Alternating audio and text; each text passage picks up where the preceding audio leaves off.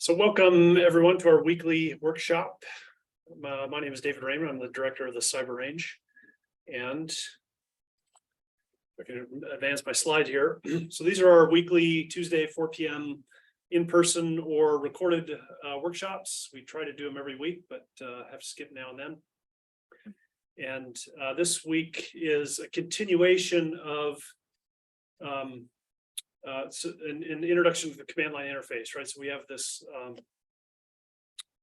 intro to the command line interface course in the Cyber Range course repository. And on the next slide, I'll give you a little bit more information about that course. It's got several modules. It's a very detailed intro to the command line interface. And we started doing these lessons on this particular topic area a couple of years ago, and now what we've done is we've picked up this this topic again and added to this channel in our or to this playlist in our YouTube channel. And so if you can go all the way back to the very beginning and get the very basics of the command line interface. And so now we're all the way up into module H, and we're going to be talking about networking for the next couple of workshops. You can find all the previous videos for both this series, this particular playlist, and lots of other stuff in the Cyber Range YouTube channel. Again, this week we're talking about networking interfaces as part of module H, which is networking. This is all part of this introduction to the command line interface course. It's in the course repository. The course author is Matthew Vogel. He's a faculty member at Tidewater Community College. And if you just go to our course repository and search for introduction to the command line interface, this will come right up. So 3 lessons in this module. First one is network interfaces. Second lesson is testing network connectivity. And then the third lesson is name resolution. And so we'll jump right in here. And this is really, this module, this lesson assumes that you know something about computer networking. If you don't know the topics that I'm going to discuss over the next 15 or 20 minutes, then I encourage you to sort of dive in a little bit and do a little Googling. It's, everything I'm going to talk about is easily Googleable. I will talk about some of the details, but I could talk, I have spent an entire semester long networking class talking about some of these things, so I'm not going to be able to go into the details, but I'll try to provide as much background as I can. So we're going to look at the different types of network interfaces that you're going to see when you interact with the terminal in your Linux device. We'll talk about the IP address command. So it's this particular command that we'll use at the terminal window. And then we'll talk about the ifconfig command, which is really the deprecated, the rarely used old version of the IP address command. But I'll share that with you because you'll still see it in a lot of places. There's lots of old school Linux hands-on people who still use the ifconfig command. And I'll be quite honest with you. If I'm looking up my interfaces on a Linux device, the first thing I type in is ifconfig just out of habit. And on a newer like in an Ubuntu fresh install, it'll tell you that that command doesn't exist, and in order to get it, you install this particular package. So then I go back to the IP address command. So I'll show you what that looks like at the terminal, and you'll get a feel for what I'm talking about here. So there are different types of network interfaces, and the commands that we're going to see today are the way that you gain visibility into those network interfaces on your device. And there's also on a modern Linux system with a GUI interface, there's a way to do this through the graphical user interface, right? You can pull up the network interface tool. Each type of Linux distribution has a different GUI for this, right? So it's not like a commonly used GUI. And the fact is that the GUI tool, they hide a lot of the information that might be really interesting to a person who's trying to set up the networking on that device, right? The reason you want to see information about the network interface is because you're trying to connect a device to the network, or you're trying to get some other device on the network to communicate with that device. And if the GUI is hiding a bunch of the network information from you, it's less helpful, right? So the commands we're going to see are going to give you more information than you're going to need a lot of the time, but it definitely gives you the basic information, like you can see what your IP address is. That's probably the primary thing that you're usually looking for. You can also see what your MAC address is. That's also something that you might be looking for if you're troubleshooting your device's interaction with a switch, for example. You get to see what your CIDR block is. So what's my local area network? How's that defined in terms of a CIDR block? You can see that with the commands that we're going to show. So when I interact with either a Windows or a Linux system, I never use the GUI tool to look at the network. I always pull up a terminal window and I look at it in the terminal. And you can do this similar stuff on a Windows machine. It's just that the commands are a little bit different. But here are the different network types, network interface types. You'll see when you look at your network interfaces, you'll see ETH devices. Those are Ethernet interfaces. You'll see WLAN. Those are wireless interfaces. Sometimes those are named a little bit different. I'll talk about that in a few minutes. There's this thing called the loopback interface, and that's a special interface that's on essentially every Linux and Windows device, even if it's not connected to a network. And I'll talk a little bit about what that's used for. And then there are ton devices, tunnel interfaces, and those are usually virtual private networks, right? So if you have a VPN back to your school's network, for example, that communication is going to be carried on over a tunnel interface. And so if I were to start the VPN on my system, I would be able to see that tunnel interface on my device list. I'm not going to start it because then this connection would break down and I'd have to start this video all over again. But if I were to turn on my VPN, I would see that tunnel interface. Okay, so the first thing is an Ethernet interface. This is a wired interface, right? You plug a cable into the network interface card on your system, and a lot of us don't do that anymore, right? You buy a new device, a new laptop, and you take it home, and there's not even an Ethernet port in it anymore. If you buy a desktop system, a system that sits under your desk, it's usually still going to have a network interface, a place where you could plug in an Ethernet cable, but we rarely do anymore at home, right? Because everything is done over Wi-Fi. Most things are done over Wi-Fi. If you have a cable modem and a separate wireless access point, usually there's an Ethernet cable that connects those two things. So you have this connector that is an RJ45 connector. It looks like so back in the days when we used to have landlines in our houses, we had a phone connector. That's a kind of a similar connection, not the same connection. An RJ45 connector has more pins on it than a phone connector, but it's a cabled network. And as consumers, we don't see so many cabled networks anymore. But if you go into a data center or like around campus, if you go into rooms in campus, there's lots of wired connections, just because wired connections are more stable, they're higher bandwidth, and there's less interference. The big problem with wireless connections, as we increase the number of devices on the wired networks, is you start to get interference between all these different devices. And if you go into an academic building, for example, and you have 1,000 students in there all connecting to hundreds of wireless access points, then that's when that interference starts to become a problem. You can also run into interference like at your home if you're on the internet and somebody turns on the microwave and your device is near the microwave, you'll often lose your network connection period, for that period, because microwave ovens and some other devices in our homes run on some of the same frequencies that wireless networks run on. So Ethernet interface, wired interface. You plug a network cable into a NIC on the system, network interface card. Older versions of Linux and Debian name the Ethernet interfaces starting with ETH, and we'll see that in a minute, right? And so you'll see like ETH0, ETH1, ETH2 for the multiple interfaces that are on a device. And depending on the device, you might have 3 or 4 different Ethernet connections.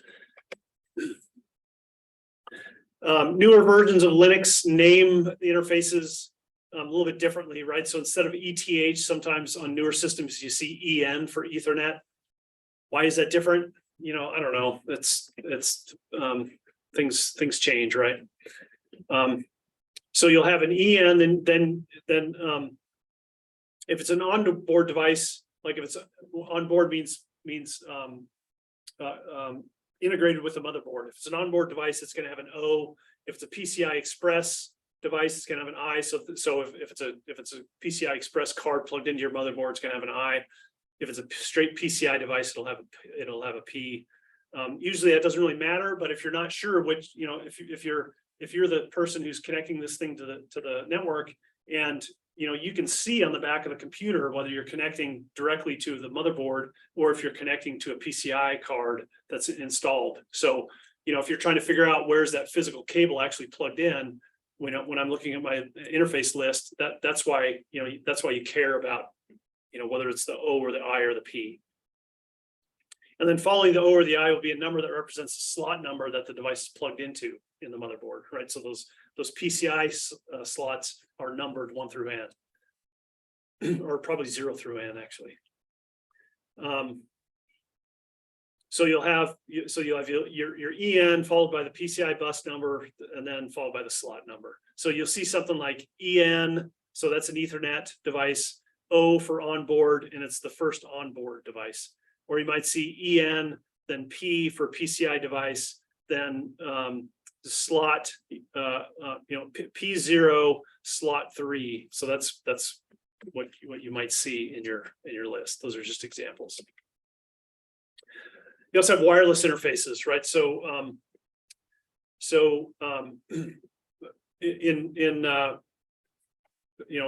most Linux distributions, you'll see wireless interfaces show up as WLAN, wireless LAN, and it's going to have the number of the interface starting with 0. And you'll only see those the wireless interfaces if the wireless device is usually you're only going to see them if the wireless device is actually connected to the network. If it's not, if you don't have the wireless card paired to the network, you're not likely to see the WLAN devices. Newer versions of Linux start with a wireless interface name WL instead of WLAN. Then there'll be O for onboard devices, I for PCI Express devices, P for PCI devices. So sometimes on the back of a new desktop, you'll have a network card, a wireless network card, and it'll have an antenna sticking up, and that's that's the wireless network interface. And then there's an O or an I that represents the slot number the device is plugged into, and then you'll have the bus number. So it's the same as before, right? So here's wireless LAN, and it's a PCI device 3 slot 0. And then you have this thing called the loopback interface. And loopback interface is a way that you can have your device talk to itself through the network card. So you'll see this listed as LO. The loopback interface always has the same IP address. It's always 127.0.0.1. That's a reserved IP address, and it's always the loopback address. And the loopback interface can be used as a system to communicate with itself and to test that the network software in the system is working properly. Yeah, so you can actually connect to yourself over the network if you use this IP address. And so you can do that to test your network device, right? So you can ping yourself to see that both your ping request messages and your ping response messages are being sent and received properly. And that tells you a lot about whether your network devices are functioning properly. The other time you might use a loopback interface is sometimes like if you're standing up a web server, if you're building a web page, you might stand up a web server on your local device and you build out your WordPress site or your website however you want to, and then you can connect to it from the browser on that same device, and you use the loopback address to do that. So you use 127.0.0.1, and your website will come up in your local browser, right? The website exists on a web server that's running on your device, and you're accessing it through a web browser that's running on the same device, but you can connect to the web server through the network using the loopback interface. And that's a very common, that's a very commonly used method to build websites and other web applications. You create it, you stand it up on a server, and then you connect to it from a web browser running on that same system. And then there's a tunnel interface I mentioned before. This is if you're using a virtual private network. Tunnel interface is going to be named with TUN, followed by the number starting with 0. And you're rarely going to run more than one simultaneous VPN. So you rarely see, TUN1, TUN2. It's almost always going to be TUN0. And that TUN interface it's kind of like the wireless. It's only going to be there when the VPN is activated. That's the only time that tunnel interface will actually be active. If you turn off the VPN, then the tunnel interface is not going to show up on your device list anymore. So here's what this looks like, and I can do that at my terminal, right? So whoops. Sorry, my thing's going crazy here. So here we use the IP address command, IP address. So if I go to my terminal, and I type in IP address, we can blow that up a little bit. Here's that same stuff, right? And what I see here is my first interface listed is the loopback interface. And we're going to talk about what all the rest of this stuff means in a minute. But here's my internet address, right? 127.0.0.1. And then here's my CIDR block /8. And it's named here as loopback. And you see the LO as the name of the interface. So that's my loopback address. And then here's the ETH0, right? ETH0, that is my hardwired Ethernet port. And I'm using, in my office, I'm using a desktop computer under my desk, and it is plugged by hardwire into the network. So this is the network device that my network communications are going over. You see there's no wireless interface here. I think there's probably a wireless device in this desktop, but I'm not using it, so it's not showing up on the list. So that's the IP address command, and I'll mention that you can actually abbreviate this, right? So instead of typing out IP address, you can just type IP space A, and you get the same thing. So it's essentially shorthand. If you want to learn more about the IP address command, you can go to the man page, and you get a lot of information about the IP command. It does a lot of stuff. We're just using it right now to look at the network interfaces, but you can do a lot with this, right? You can set up your routing. You can configure new network devices. You can do lots of stuff with the IP command. We're going to use it for a very specific thing today. Okay, so let me explain some of this that shows up when I run that command. Here's what I get. Right, we just saw that a second ago. So the first line shows you the name of the interface, ETH0, and that the interface supports broadcast, multicast communications, right? And that's going to almost always be the case, right? My device can send point-to-point messages. That's what usually happens. My device communicates to a specific IP address. Usually that's the router that it's trying to send messages to that are going to take the message out of the network to some other device. But my Ethernet device can also broadcast messages on the local area network, or it can do this thing called multicast, where it can send, where it's not broadcasting to everybody, but it's sending to some fixed list of IP addresses. This tells me that the interface is up, right? So it's active and functioning. And then the rest is some useful information if I'm troubleshooting the network, but it's not really useful for you to use day to day. So I'm not going to talk about any of this other stuff. But the most important thing is that this tells me that this thing is up. So if I were to do this and this said down, then that might be super helpful to me to know that my network interface is down and I need to do something to fix it. Second line shows you the interface MAC address and the layer 2 broadcast address. So my MAC address, my link layer address is this, right? So the link layer address is 48 bits. It's 8 octets, and I'm sorry, it's 6 octets.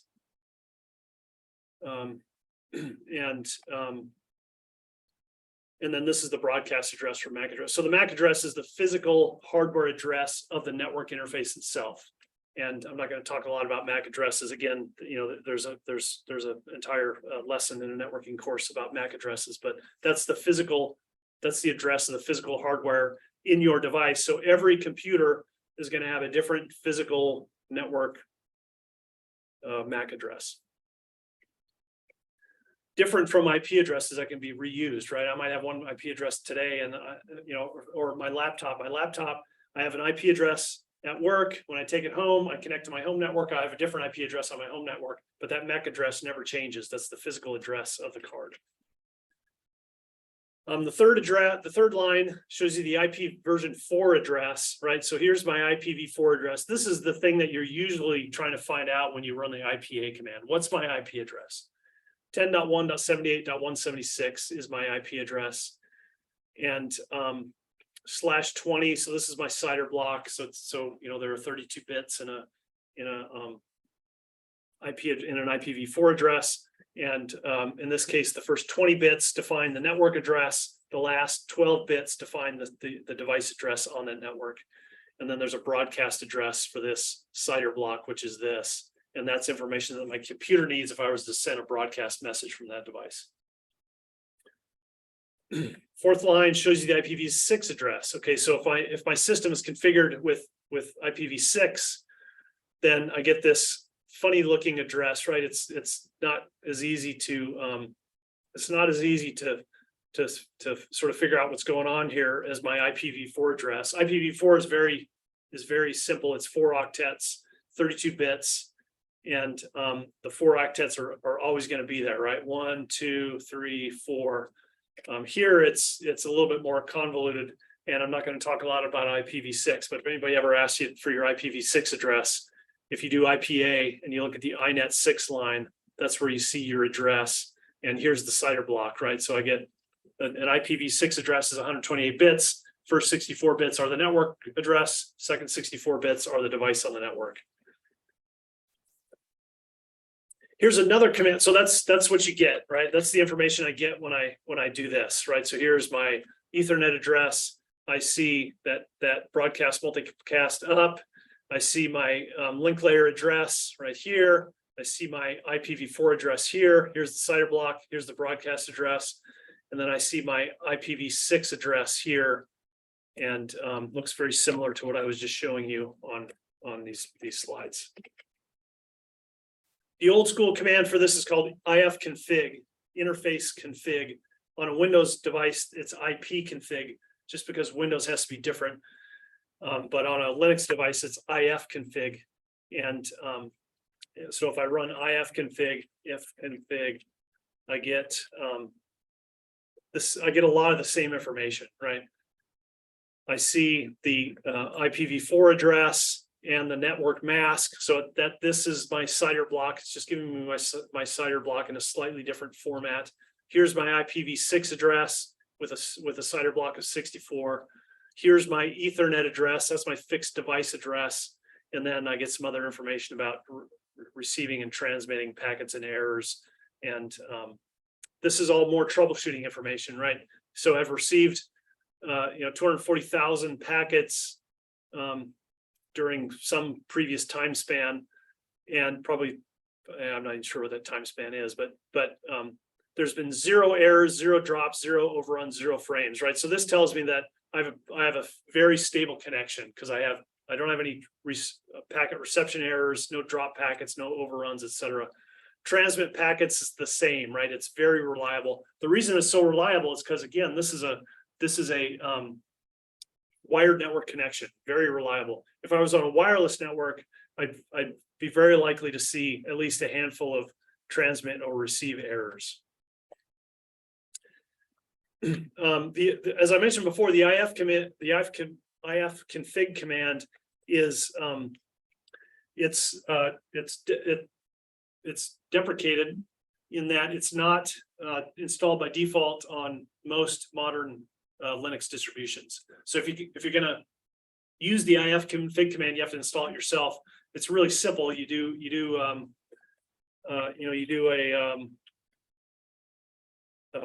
apt apt update.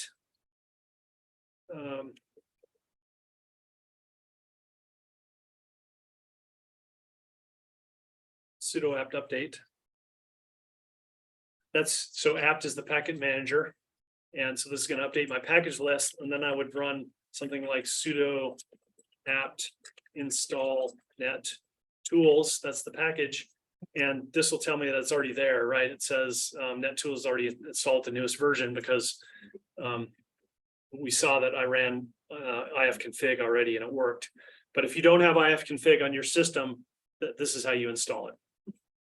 And then you can use ifconfig and a bunch of other useful tools like TCP dump and netstat and other networking tools that we'll talk about in future workshops. All right, and there's the ifconfig command like I talked about, and here's all the stuff. ETH0, INET address, IPv6 address. There's the information about broadcast, the state of the connection, and then information about packets received and sent, and etc. All right, that's it. So I'm going to stop there, and I don't see any questions in the chat. So let me go on to my last slide here. Lots of resources out there for instructors. We have great knowledge bases in both the Virginia Cyber Range and the US Cyber Range. Here's the links to both of those knowledge bases. There's a great Cyber Range YouTube video series. We have a ton of YouTube videos, and we also have our great customer support team. So if you have any questions or comments or you need help, then please reach out to those folks. And thank you very much. We'll see you next time.